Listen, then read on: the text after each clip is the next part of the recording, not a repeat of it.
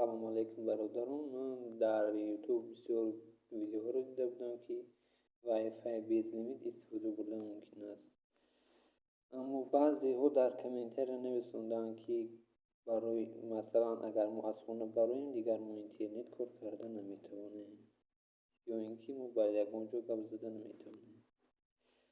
امروز من برای چخیل 20 پلاتن از تele2 اینترنت و گپ زدن رو 20 پلاتن و شما میفهمونم. شما در اومده با این کانال ما ابونه شوید. من انشاءالله در ویدیو آینده و شما چخیل 20 پلاتن استفاده بردن سیم کارت تele2 رو و شما نشون میدهم.